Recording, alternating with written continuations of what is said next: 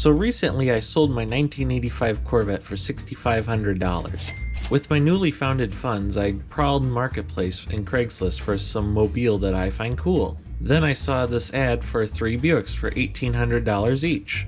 So I set up a time to meet with this guy. Let's just say the house was a bit sketchy, but since I wanted my Buick, I followed him into his backyard. Probably not a smart move in hindsight. The 2 other Buicks I saw in the backyard were not as pristine, but this baby blue Park Avenue was quite nice. We took it out for a test drive and he explained to me that it has some electrical problems and sometimes kills the battery. So me thinking I can fix it, I bought the car. And here it is. Let's take a look around this baby blue Park Avenue. First thing you'll probably notice is my hood ornament is missing, which I'm looking for one currently, but I don't want to pay the $20 to get it on eBay, so I'll go to the junkyard this weekend. In my YouTube short, I cleared up the headlights. They're not perfect, but they're a lot better than what they were. As you can tell down here, someone older must have owned this car because they hit a lot of curbs with it. As you can tell, this car has pinstriping going down the sides of the car, which is very fancy, but also very outdated for the time. Something else you'll notice is I'm missing the center caps, and these are not Park Avenue wheels. They're actually Buick Regal wheels. Something else you'll notice is on both sides, the fenders are not actually lined up with the rest of the body. I'm not sure why this is, but you can let me know down in the description. Maybe something needs to be tightened. But one thing I have added since I've owned this car is a ham radio antenna, because yes, I am a ham radio operator. You'll see more ham radio nonsense as we go through the car. Something interesting is we have mud flaps on the front wheels, as well as the back wheels. And yes, this vehicle is equipped with the factory installed theft warning system. So in case you steal my car, good luck. Another thing I'm planning to do to this car is fix the cracks on the windshield, because we have a little chip here, and there's another chip on the other side. Another thing I've done to this car is I have gotten the $5 key fob from eBay, and yes, it does work. One of the coolest things you can do with this key fob is open the trunk.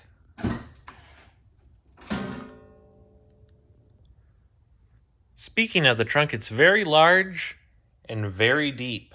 Like, you could fit a couple bodies in there, but I'm currently using it to haul some computer parts around. Also, from the inside of the car, you can open up your fuel tank. Unlike later Park Avenues, the battery is located under the hood right here. Another interesting thing under the engine is I don't have my engine cover because it can lead to fires. As well as I changed the air filter. Some things I'm planning to do to this engine is, well, first of all, change the oil, and second of all, I'm going to flush the coolant. Because that's probably never been done on this car. One thing you'll notice about the interior of my car is when you open the door, none of the interior lights turn on. Like, they don't even work if you hit the button on them, which I gotta figure that out soon, but it's not a big deal.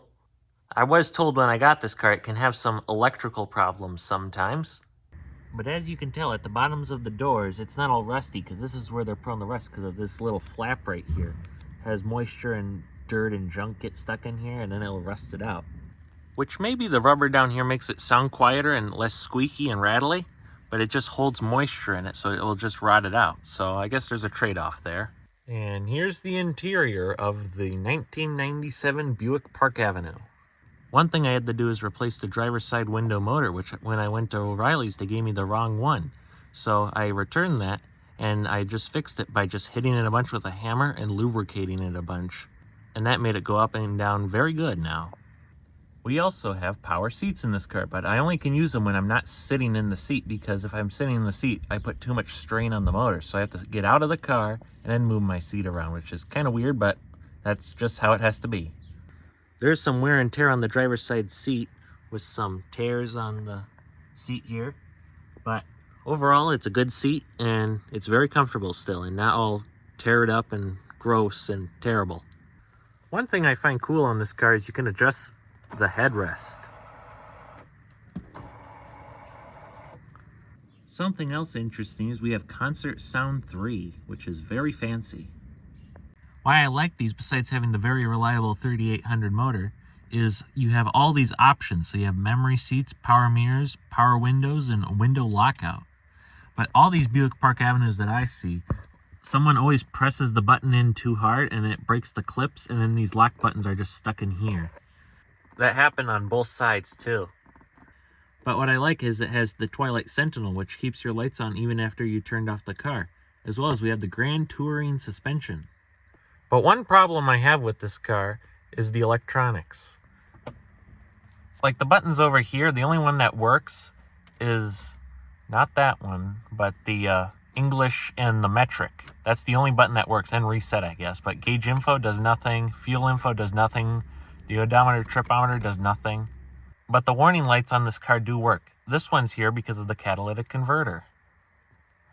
This car only has 120,000 miles on it as well, almost 121 actually. We even have digital climate control with this little screen here that will tell you all your information like temperature and your outside temperature too, which it's 46 degrees right now. My favorite thing about this radio, besides having all these options, is when you hit the volume button, the knob will actually move. See the knob moving? It's really cool. Also on our steering wheel, we have temperature control. We have our radio functions right here. Also, we have a very interesting horn. The passengers also have their own climate control too. Another thing that's also wrong with this car is the air conditioning does not work, which it's winter, so that's not a problem yet. But in the summer, it will be. Right here is where the ashtray would be, but when I bought the car, it was missing. So I made these custom brackets and put a ham radio right here. Up here in the mirror, it says what direction you're going to, which we're currently facing southwest. You also can control your garage door, but our garage door is digital and not analog anymore, so this is kind of useless up here. Sun visors are also very interesting because you got one over here, which our lights don't work, so this won't work here.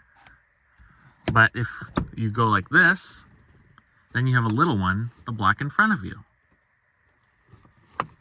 Very cool. And that is true on both sides. And now we're in the back of the Buick Park Avenue, which there's lots of interesting stuff to do back here too. First of all, on our doors, we have ashtrays on both sides. We also have rear vents in this car as well, which is very nice. We also get cubbies on the back of the front seats. You also get cup holders in the back on this armrest, as well as a hatch to the trunk. Now let's go for a ride in this 1997 Buick Park Avenue.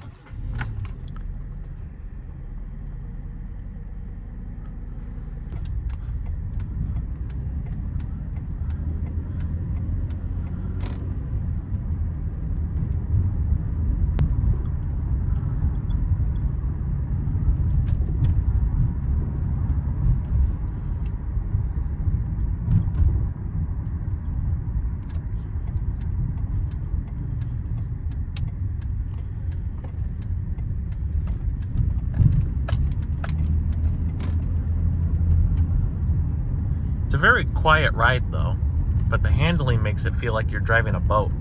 Like, let's go fast real quick. It does get up and go.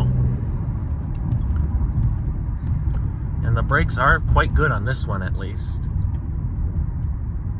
Not like my Cadillac when the brakes decided they just didn't want to work anymore and I had to replace everything. I do like this little screen down here, except that when it gets really bright outside, it will get all washed out and then you can't tell what year you're in, or the mileage for that matter. And that's my look at this newest purchase of mine, which is a 1997 Buick Park Avenue.